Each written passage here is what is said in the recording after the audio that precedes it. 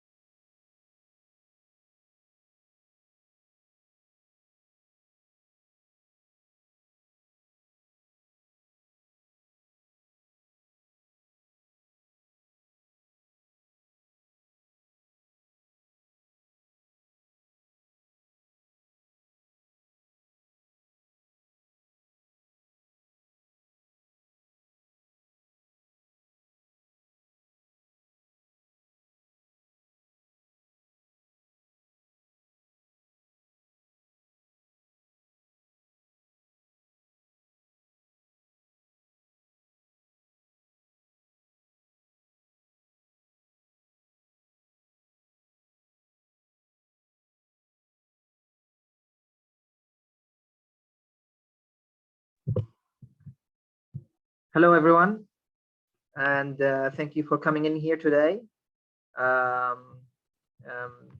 It's now we waited enough, and then we can start with our webinar. Let me introduce to you Sarah Hep, the Regional Director of the Regional Climate and Energy Project, to give the opening remarks for today.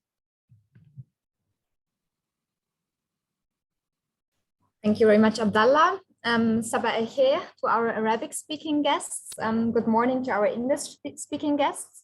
And a warm welcome to all of you to our virtual side event, Engaging MENA Youth in Climate Action. My name is Sarah Hep, and I'm the director of the MENA Regional Climate and Energy Project. I would like to seize this opportunity to thank everyone who contributed to the organization of the side event, and also to everyone who participates in it.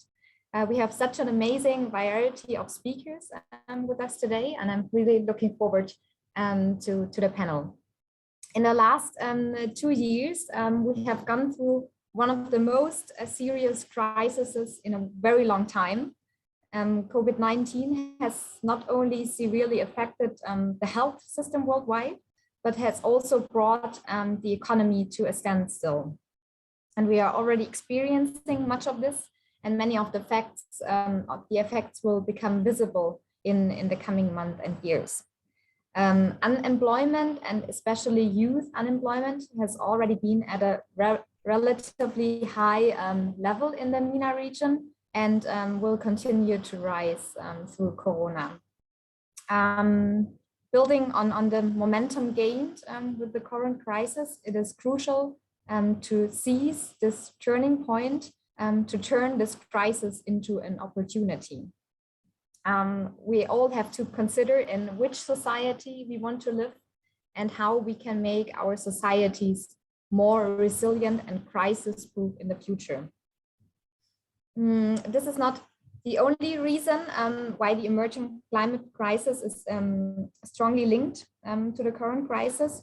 If we continue to destroy nature and the habitat of plants and animals, and thus our ecosystem, we will face completely different crises that we will no longer be able to cope with. Now, I think we are still in a position to act rather than react. Now we still have the chance to limit the threat of global warming and mitigate its consequences.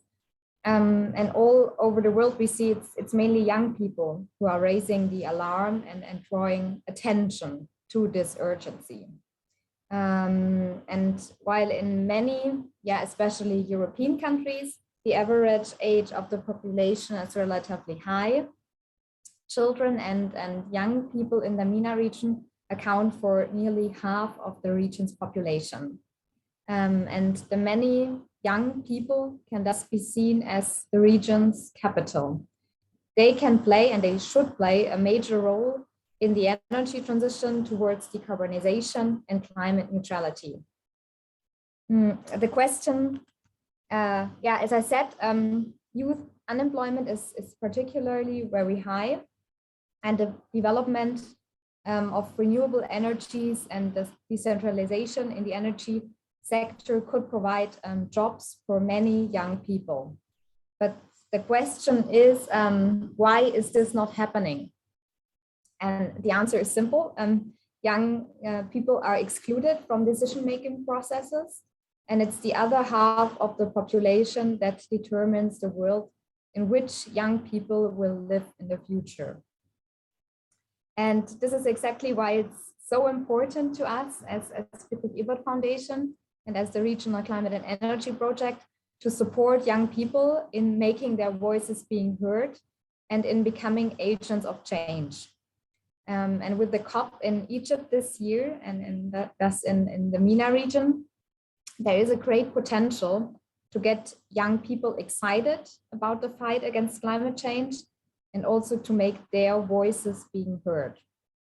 And we will definitely also after this event continue our efforts to empower young people from the MENA region to engage in climate and energy policy. And I have to say I'm really impressed by the courage and the commitment of our young speakers today in their fight against climate change.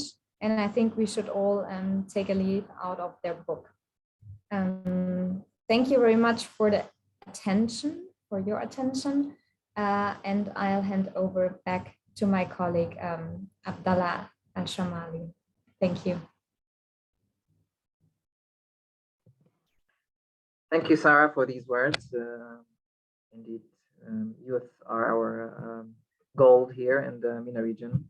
And there's a lot of potential to be used.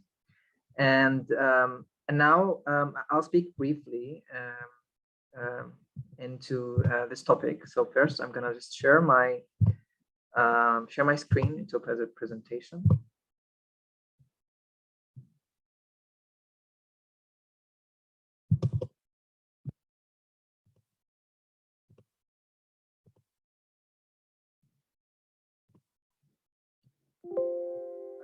Well, first let me introduce myself. My name is Abdallah Shamali, and I'm a program manager at the Regional Climate and Energy Project here in the MENA region. And we are based here in Amman, Jordan. And for those of you who don't know the Friedrich Ebert Stiftung, it's a political German foundation that is established in the 1925. And it's based on the values of social democracy. And we work on multiple topics that all revolve around the basics of the social democracy, which is freedom, justice, and solidarity. And we work a lot with trade unions and civil society organizations. And the regional Climate and Energy Project is a special project in this institution, and we work on energy transition and climate justice in the region, with other topics, but let's say these are the main highlights. And we work on the MENA region as a whole, but we have some focus countries we like to focus on. And you can follow our work and what we do on social media, on the British Stiftung, MENA, Facebook page, Twitter, and LinkedIn. I'll dive right into it. I'll try to be brief. Today's webinar is basically about youth, but why we want to work with youth. Why should we basically take it as an important segment? And this is a really important question, and like maybe resolving this would let us make it clear for us on how we want to work with youth, and also like how youth would like to be included in the climate movement. And well, first of all, in the MENA region specifically, there's a lot of potential for youth to channel their energy into something that would be useful. We can all agree here that yeah, the climate movement, of course, is a priority for the entire world, and this is one of the resources we can use in the MENA region, which is channeling our youth energy into this cause. And I would say that like in any cause, you would want a sustainability for it. You want to increase the crowd, increase the crowd participation and also the people involved in this. And we can say, of course, we need to start with youth and encouraging them to be included, to participate in the climate movement, enriching this circle and making it bigger. And this way, I mean, eventually we will be reaching a much higher penetration rate. And working with youth, we need to understand that we need to work on understand in which level we want to work with youth on, because there's people who don't really know what is the climate change and don't know what is the climate movement is. They don't know climate action. They don't know what about the COP. And there's youth who already knows, but they're informed, but not necessarily are participating or maybe willing to participate. And there's people who already have the knowledge and already making an effort towards climate. And then with each segment, you need to empower and educate and make available opportunities. I would say it's a big important role of the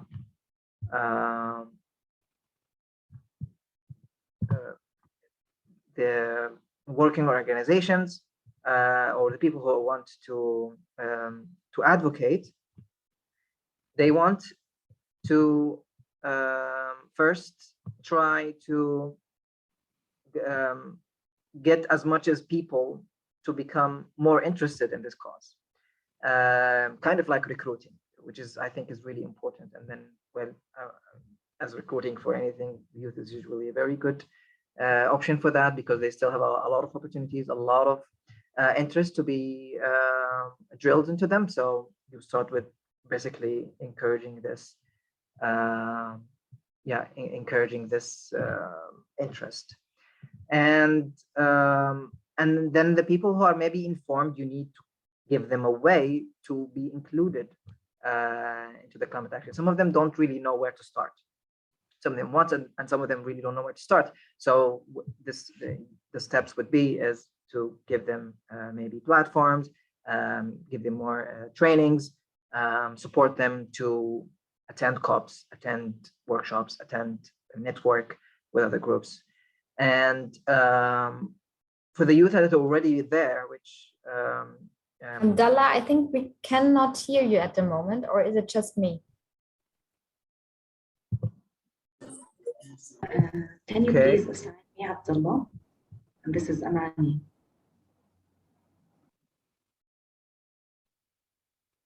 I personally can hear Abdullah. I'm not sure about the rest. I can hear him too. Okay, I'm just gonna maybe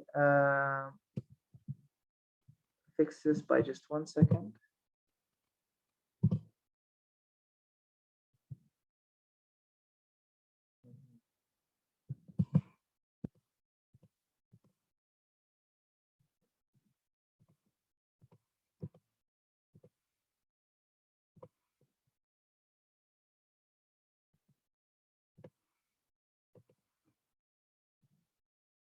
Can you hear me, Sarah, now?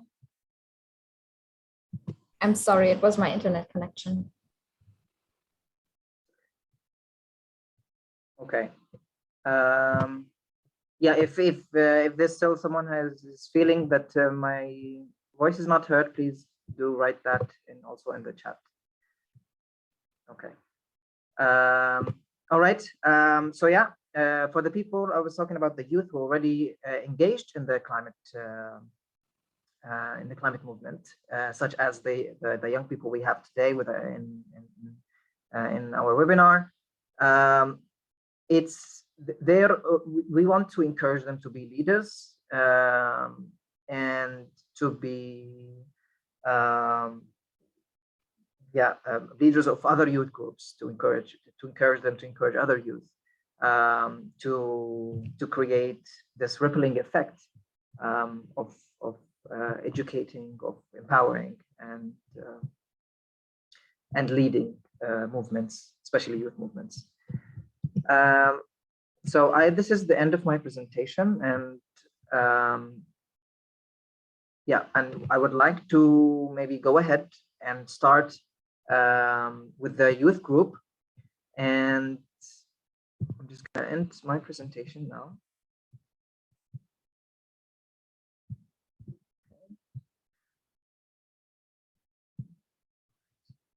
Okay, so we'll just dive right into our panel for discussions. We have a couple of really great achieving youth from across the region, and we gathered in here today to hear their stories and to learn from them on what it takes to join the climate movement, what it takes to work on climate as a youth.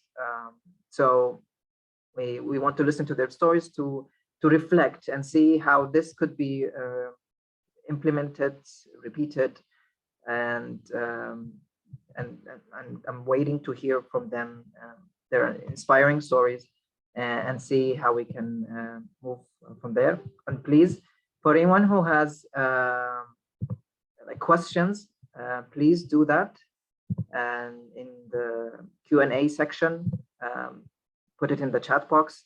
And then this panel is supposed to be interactive, and we would like and we appreciate the attendees participation with us.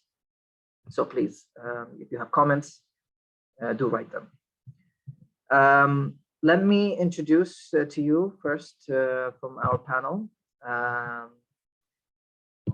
and we have with us amazing young woman, Sarah Al-Harithi from Saudi Arabia. She's been, I've seen her in a couple of COPs, and we been together in more than a couple of events and in young groups. So yeah, so please, Sarah Al-Harithi, the floor is yours. Thank you so much for hosting me today, and hello everyone from MENA Climate Week. I would like to first to start with thanking FES for this opportunity and for all the support they have been providing in the past years for youth and climate action. So my name is Sarah Al-Harithi, and my story goes back a couple of years ago when I graduated from college. in 2016, which coincided with the signing of Paris Agreement, where I first became aware of what is climate change and what is the issue or the threat and the crisis that is threatening all of our lives and threatening the planet. Being an engineer, I wanted to find a solution. And to use my set of skills and knowledge to be an agent of change. So I decided to pursue my master's in renewable energy, where I started working looking at different ways to tackle the climate change from the energy sector, given that we all know that the energy sector is the biggest contributor to greenhouse gases and to the climate issue. So this is how I started my interest and where I felt professionally I can contribute to solving the climate change issue, recognizing that I live in a country that is an oil exporter, that is contributing to climate change and be the change from within that country. And then I've been part of multiple FAS programs to write multiple papers about the connection between youth, climate change, and technology and energy, and how youth could be agent of change and using their knowledge, using their advocacy to create change in these ecosystems. So this is my story in a nutshell, and I've been very fortunate to be part of the last two COPs where I got to understand that we are still behind as MENA Youth in terms of talking about climate and talking the climate language, where we see internationally all the youth are going to the streets, striking and talking about the climate issues, and we're still behind because there is systemic lack of awareness when it comes to climate issues and when it comes to the climate change in general, plus the different, let's say, associated risks to this lack of awareness in terms of not including youth in terms of being part of their nationally determined contributions formation, in terms of being part of the action, in terms of being part of the solution, or just in the sense of attending the COPs and rallying and advocating for change within the system. So for me, this is where I see the issue is and where the challenge is. And there are so many, let's say, pathways and benefits where I hope the rest of the panelists will discuss during this session about how can youth should be better engaged to change the status quo in their countries and specifically in the MENA region.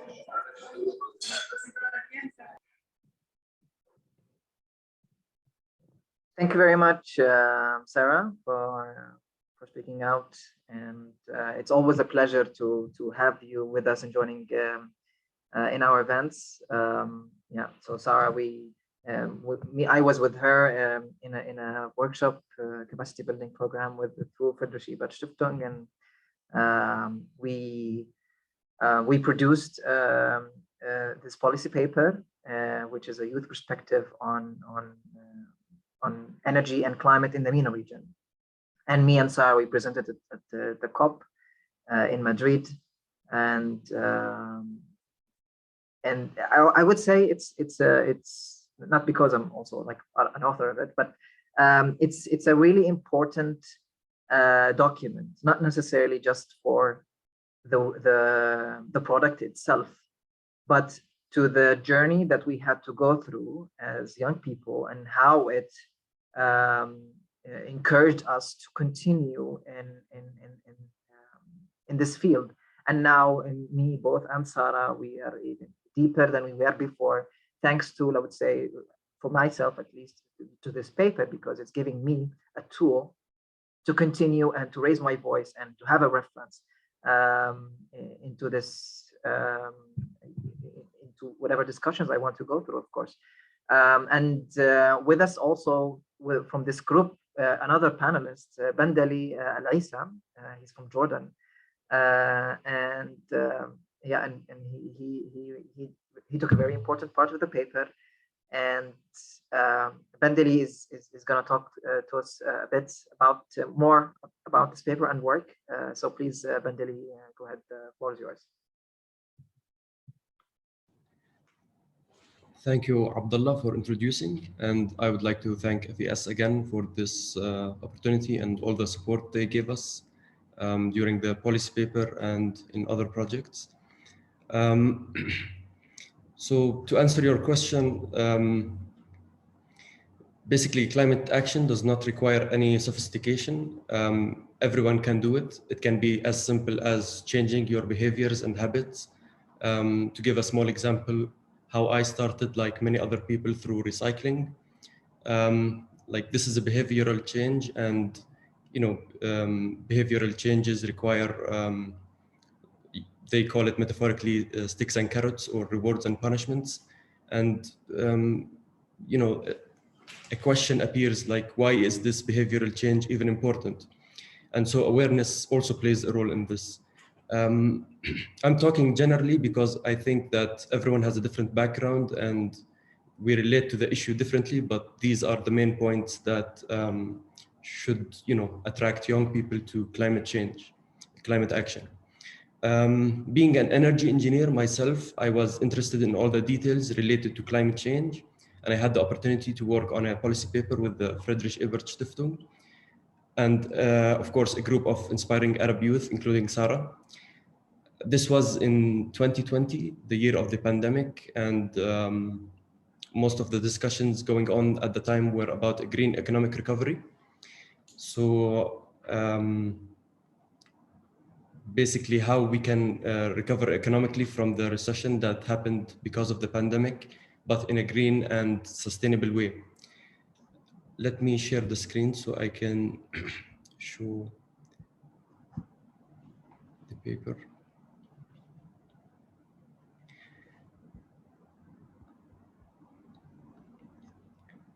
So so basically, this wasn't, while writing the policy paper, we didn't see the economic recovery as being after the pandemic, but rather despite of it. So it was not just a type of, a short temporary adaptation strategy, but more of a mitigation, taking into consideration that, as climate change progresses, there will be damage to the habitat, deforestation, and this will all inevitably lead to more pandemics being facing humanity. And it's also important to mention here that pandemics cripple our ability to respond to the climate crisis. So it's a vicious cycle. We, in the policy paper, we had several chapters. We tried to be as comprehensive as possible. The first chapter was about how digitalization can be at the heart of a MENA green economic recovery. And the second was on reducing greenhouse gas emissions in the industrial sector. The third chapter, for example, on green technologies and fuels. And the last chapter on sustainable mobility towards urban resilience. So the changes that happened to our lifestyles during the pandemic, they were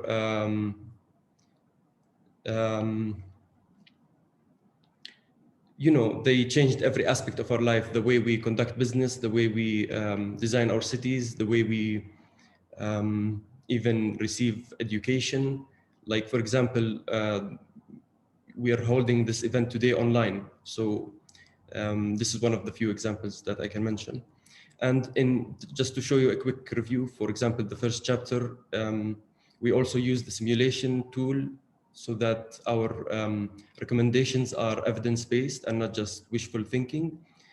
And at the end of every chapter, we had a series of recommendations. And of course, this is just a short bullet point. I can provide a link for the policy paper and you can read it in more detail.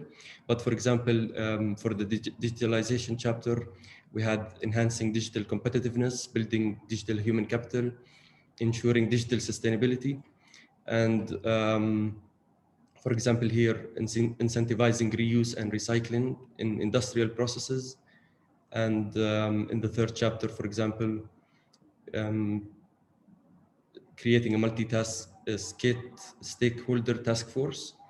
And for the last chapter, green technologies, we had the recommendation on avoiding or reducing the need to use transport, shifting to active and sustainable transport, improving transport technologies, and promoting innovative technologies through human and institutional capacity building. Again, the recommendations are much more detailed, and we would be pleased if you can try to read it online through this link or QR code.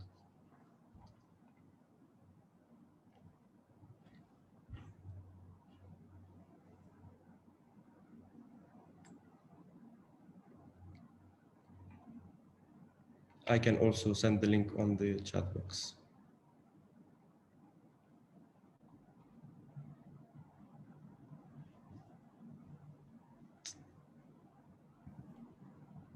Thank you very much, Bandeli, and I posted the link now in the chat as well. This is one of the papers, and I will also post another link to the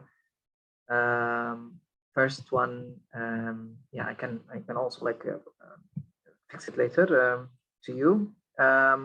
So thank you very much, Bandeli, for giving us this brief about the two papers, and of course I encourage everyone to read them, and you can browse the rest of publications we have also on our website on multiple topics on sustainable cities, mobilities, energy, and climate. We will now move to our next panelist, Mr. Ahmed Sab'allel. And so sorry that for today we had a technical problem with the interpretation, and he's going to speak in Arabic, so already apologize to our few non-Arabic speakers, and Ahmed Sab'allel, go ahead, and the floor is yours. And please unmute your mic first. Okay, Samsur.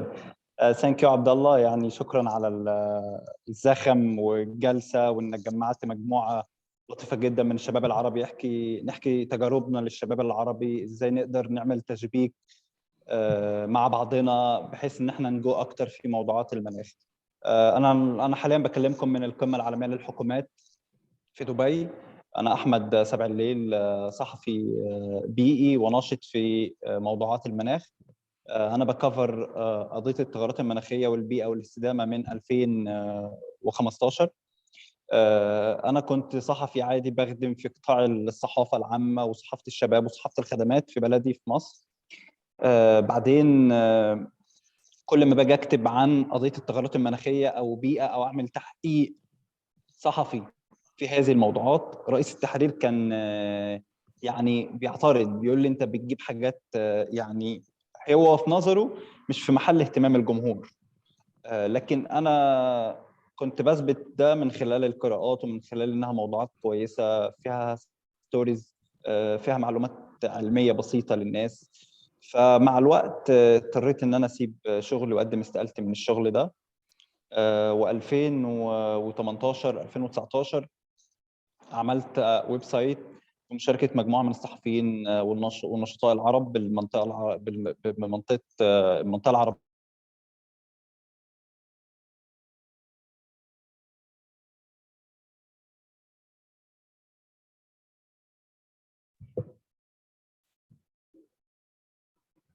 أحمد أنت معنا؟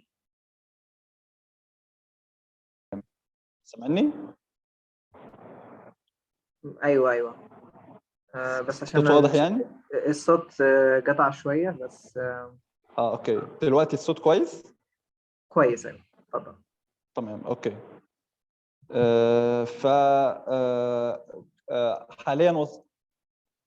حاليا وصلنا ل 200 موضوع ومقالة وفيديو وبودكاست.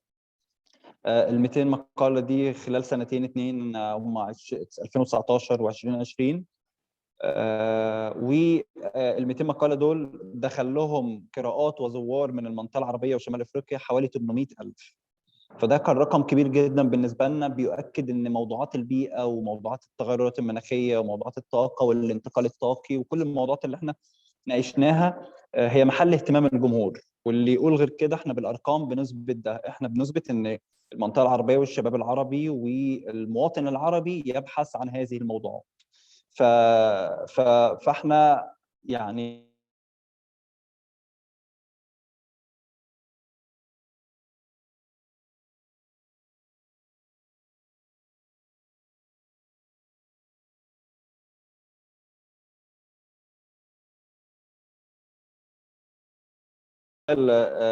عبد الله ومن خلال فريدريش ومن خلال هذا الاجتماع بدعوكم ان اي حد له بحث خاص ب او له علاقه بالبيئه او التغيرات المناخيه يبعته لنا ان احنا ننشره عندنا.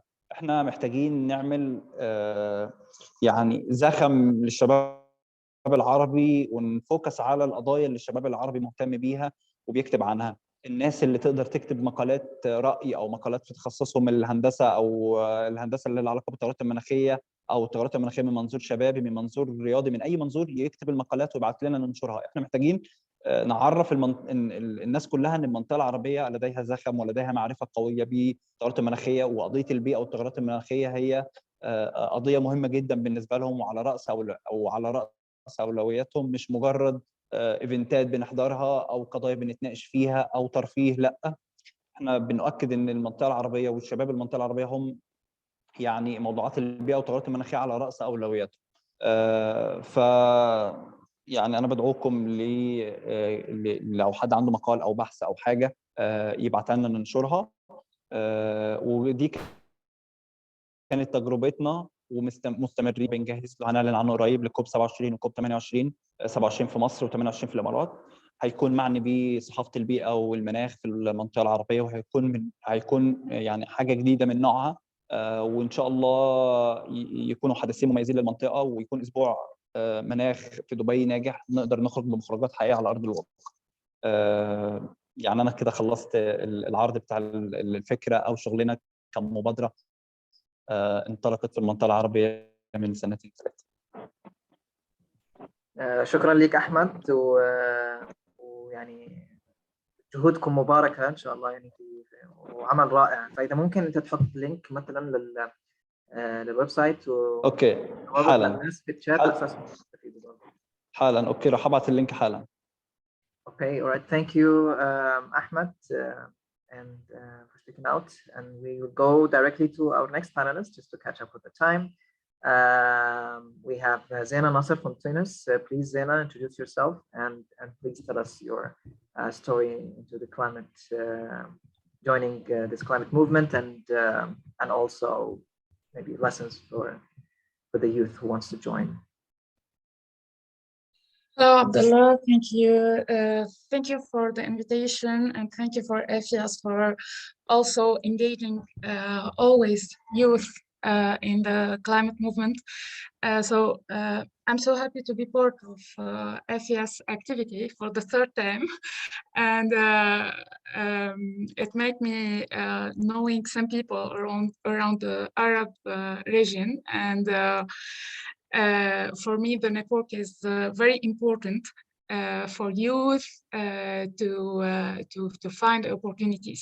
So always the network can, when we are interested to the same subject, we can share with others opportunities that are very important for different youth. So my climate action honestly began in 2015. So I was just searching some opportunities in some Facebook pages of some organizations here in my country, in Tunisia. I found an opportunity that is a call for volunteers for organizing the Earth Hour event here in Tunisia. And I participated. They accepted me as a volunteer, and I didn't know in that time that all will begin with this opportunity. So with this in 2015, what happened is that after Earth Hour event, there is a creation of an association that is called also Earth Hour Tunisia. So in Earth Hour Tunisia, that is an environmental association which work a lot on climate, energy, and environmental education related to all the environmental issues here in Tunisia. I was first implicated in some activities like animating workshops for children that I like so much, because children are great to work with. They can hear you, they can accept all information related to climate and energy. And with this, I tried to be implicated in the association. I tried to propose and write some proposals related to the climate action. Certainly, I like so much to write proposals related to environmental education or climate education. And there is two projects that were accepted and were executed by the association, and in which I was an animator or a coordinator.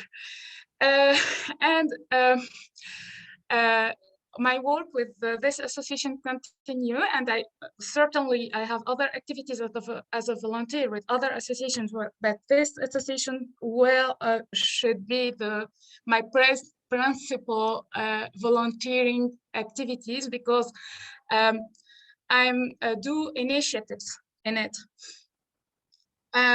Since 2019, I became the president of the association, and with this I started more things, and I applicated more my point of views for the things.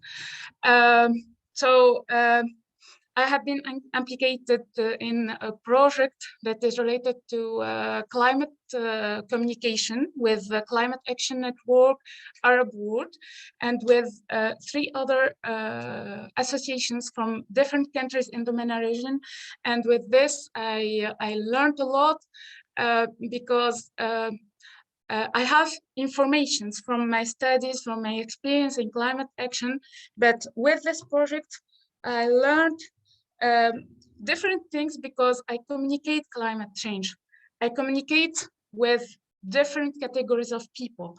And the main challenge here is that when we talk to local population especially, we know that local population have a lot of problems, economic and social problems, with which we cannot manage to communicate climate change to them or climate issues to them.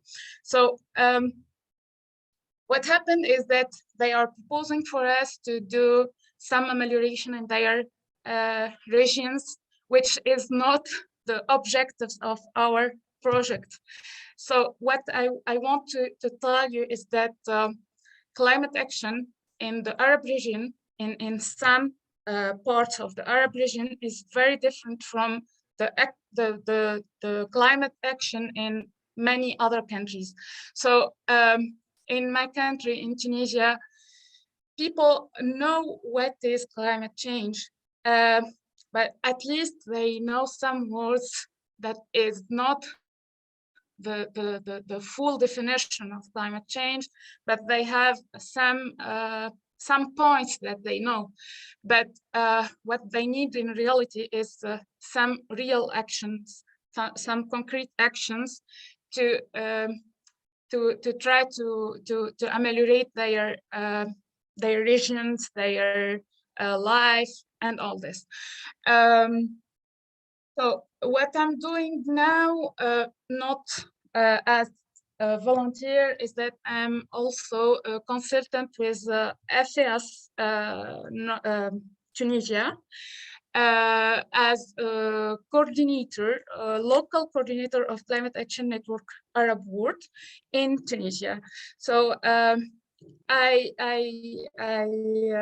got this opportunity because my association is a member of Climate Action Network Arab World, and for me, this opportunity gives me a lot of other opportunities because I know now some people that are from the Arab region, some people that are sharing with me many opportunities, and they are trying to give me the power to be a panelist like in this event. Before I wasn't the one who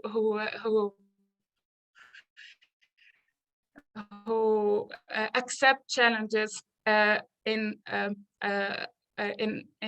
participating or being a panelist like this, but now I'm the youth who can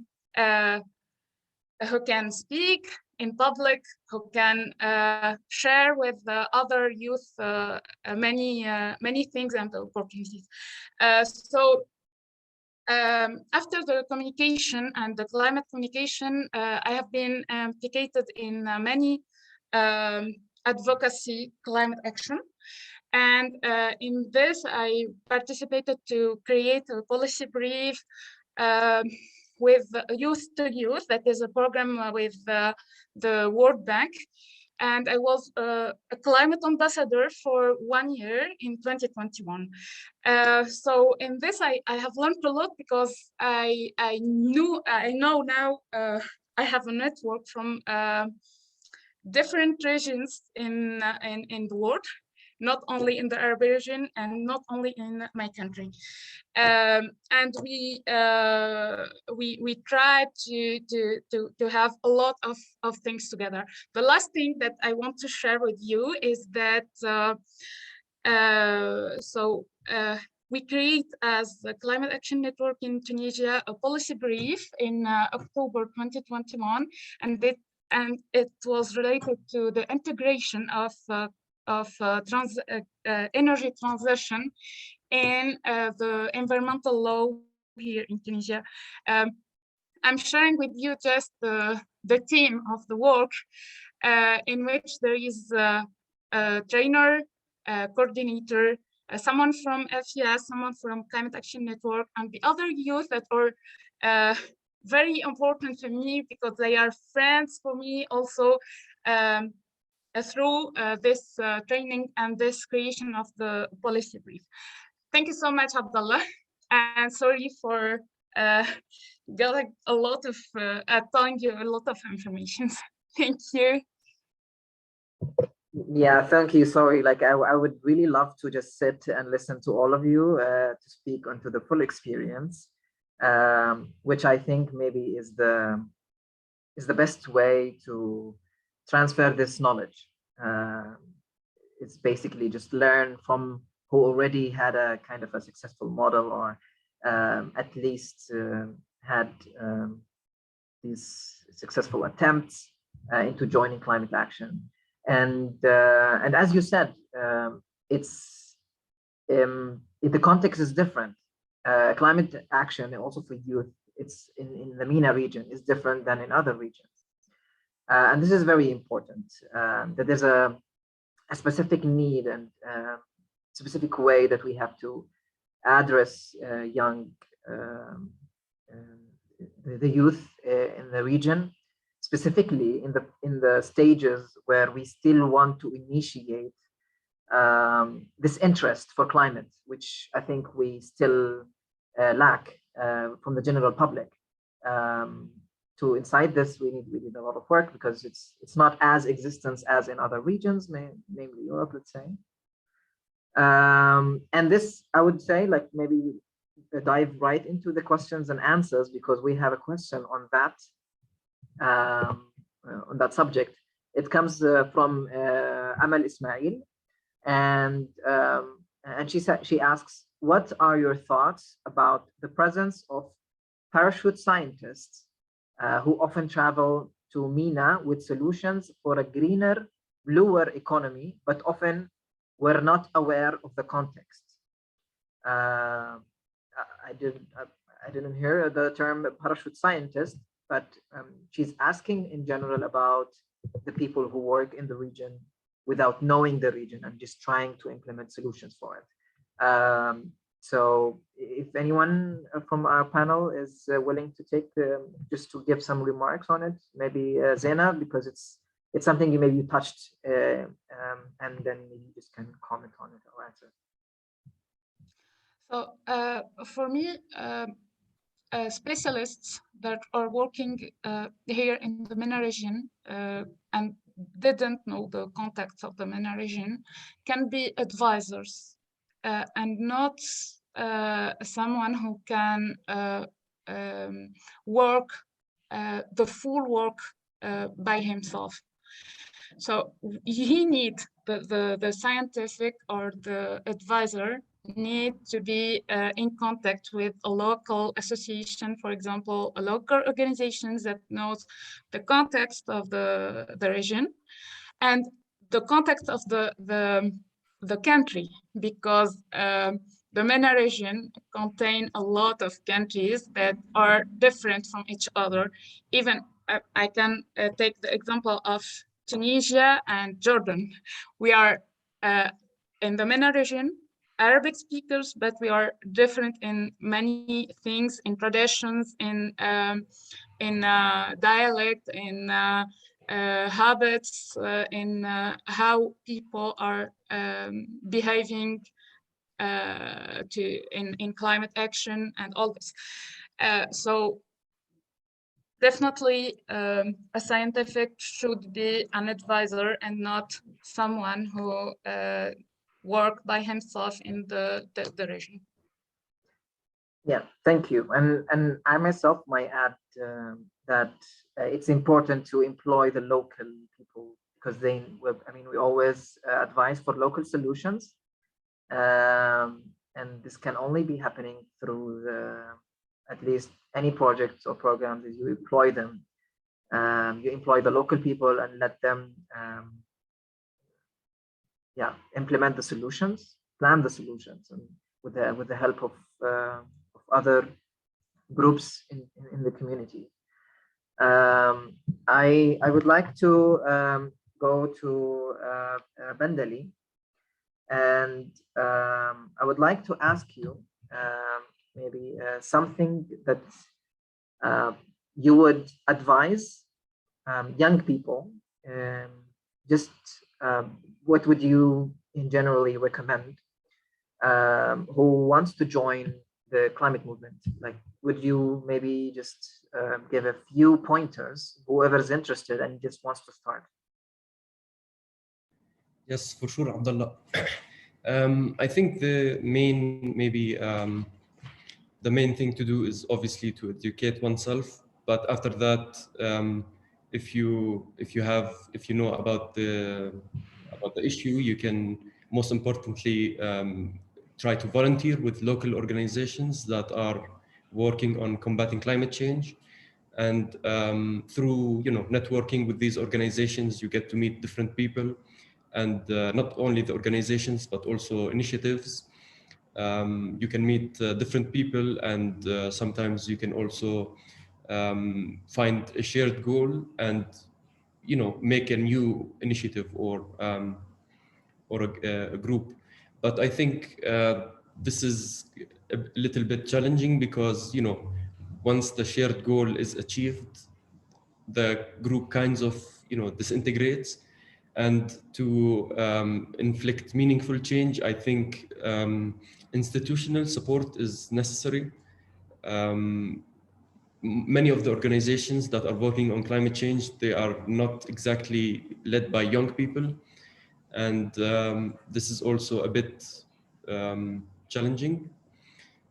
And obviously networking with not just with stakeholders in the country where you live in, but also with people from other countries, and maybe this is something we're doing right now. So yes, thank you. All right, thank you very much.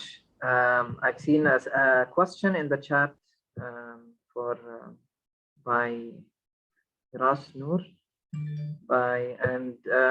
Your question to Sarah Hep, unfortunately she had to leave this meeting, this webinar, and but as an organization working in on climate, it's always, let's say, hard to have this big impact that you would say like you're going to change something, but eventually we participate, we help, we join the movement into empowering societies, empowering civil societies, empowering young people, and I believe this is the greatest impact, is empowering other people so they would do the impact, and then they would carry on the knowledge we transfer to them, carry on the opportunities we made available to them to present more later in their lives and into climate action. I would like to ask Ustaz Ahmed, إذا ممكن أستاذ أحمد تحكي لنا شوي عن أنت حاليا كشاب ناشط في العمل المناخي، إيش هي حتكون خطوات التالية لك؟ وما هو الدعم اللي ممكن أنت تفكر فيه، وما هو ممكن الدعم اللي أنت ممكن تحتاجه حاليا على أساس تتقدم للخطوات القادمة؟ الحقيقة يعني خلينا نتكلم الأول في التحديات اللي بتواجهنا. أول تحدي هو الدعم، لا شك إن هو الدعم المالي والفني، وإن إحنا ندمج مزيد من الصحفيين ونعمل كاباسيتي بيلدينج وورك شوبس للصحفيين، نعرفهم يعني إيه صحافة بيئة وصحافة مناخ في المنطقة. لا شك إن المنطقة محتاجة ده، يعني أنا من خلال الواقع ومن خلال الممارسة أنا شايف إن المنطقة محتاجة ده، وإحنا بنحاول نعمل ده بجهود فردية. فاللي أنا بتعلمه، اللي أنا بدرسه بره في صحافة البيئة والمناخ مع كلامة تراكر، مع CFI، مع مؤسسات دولية كبيرة معروفة في المجال من سنين هي شغالة، بعلمه للطلاب وبعلمه للصحفيين الشباب الجدد في اللي هم في طلاب إعلام، طلاب خريجي إعلام العاملين في مجال الصحافة والإعلام الجديد، بفهمهم يعني إيه صحافة بيئة، يعني إيه صحافة مناخ، وبحاول أوعيهم بهذه الموضوعات. فدي كلها جهود فردية، لكن اللي أنا يبقى التحديات زي ما قلنا هو الدعم الفني والمالي. فدي ابرز التحديات اللي بتواجهنا. فيما يتعلق بيه احنا يعني احنا نفسنا نعمل ايه؟ احنا نفسنا يبقى عندنا شركه كبيره متخصصه في الاعلام البيئي او الاعلام المناخي. ده اللي بنطمح نعمله، لكن هذا الموضوع هيحتاج لتاسيس شركه، وتاسيس شركه تحتاج لفلوس. يعني احنا عشان نتاسس شركه في مصر مثلا خاصه بموضوعات في مجال الاعلام محتاج مثلا ميزانيه لا تقل عن 100,000 جنيه لاوراق التاسيس فقط، يعني عشان تشهر شركه متخصصه في هذا المجال. ده اللي احنا بنطمح له. انا بتمنى اني نقدر نوصل بمقالاتنا لمناطق جديده في المنطقه العربيه. نفسنا يبقى في ناس بتكتب مقالات راي في مجال تخصصهم. يعني انا سمعت دلوقتي مبادرات من الشباب في المنطقه، مهندسين بيعملوا كذا، وشباب بيعملوا كذا، دكاتره بيعملوا كذا، موضوعات الصحه شديده العلاقه بالتغيرات المناخيه، موضوعات الجندر شديده العلاقه بالتغيرات المناخيه. فانا نفسي يبقى في موضوعات وفي زخم وفي ثراء ثقافي ومحتوى معرفي جيد للقراء العرب يقدروا من خلاله يستفيدوا منه ومن قراءته. انا بعتقد برضو في نظري ان احنا لو نوعنا المحتوى اكتر، هي بس الظروف الماديه مش مساعدانا قوي ان احنا نعمل اكتر من كده، مش مساعدانا ان احنا نتبنى صحفيين اكتر من كده.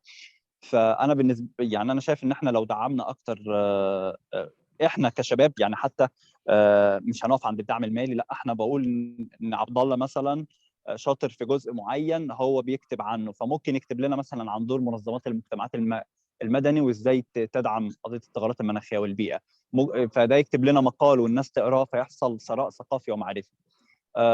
بس هو ده اللي احنا بنعول عليه. وزي ما قلت لكم ان احنا بنطمح ان احنا المشروع بتاعنا ان شاء الله اللي هنعلن عنه قريبا هيبقى مخصص للصحفيين العرب، يعني ان شاء الله نعلن عنه، وهيبقى خاص بتخطيطه والكفر، يعني هنعمل كفر للكوب بطريقه معينه وبتقنيات معينه حديثه وسهله الاستخدام والوصول وسريعه يعني. فبس فدعواتكم لينا، ويعني خلونا ندعم بعض ونشجع بعض ان احنا نكمل هذه المسيره من العطاء في المنطقه العربيه. تمام، شكرا استاذ احمد. يعني اكيد دائما موضوع الدعم المالي هو عامل مهم، وايضا رياده الاعمال بشكل عام، الرياده الخضراء زي ما بيسموها في الوقت الحالي مهمه. فشكرا جزيلا. Unfortunately, we're almost we're running out of time. We actually ran out of time, and we're already over the time slots. And I do agree that there is a lot of talk that has still to be made. And this webinar is only to entice your thoughts, only to give you a brief image of what is going on, and some of the youth working on climate, and maybe a chance for you to know them. And that's why I know we presented a lot of maybe resources on this webinar. So we can share with you again the links to the website of Ahmed Sabalel that he mentioned, to the resources Zina has talked about, to the policy papers also mentioned, and other things we have talked about. And then I would really like to thank our panelists for joining us, these young achievers, and also thank everyone for the participants for giving us part of your time.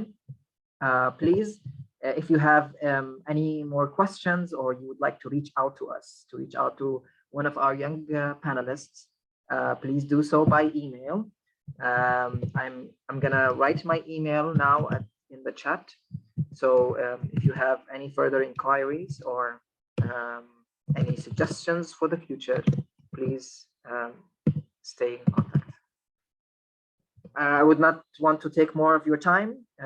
Thanks again.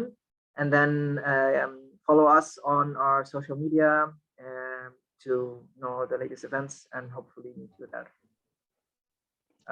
Thank you, Abdul. Thank you all. Yeah, thank you. And have a nice rest of the day. Thank you all. Thank you. Thank you all. Bye.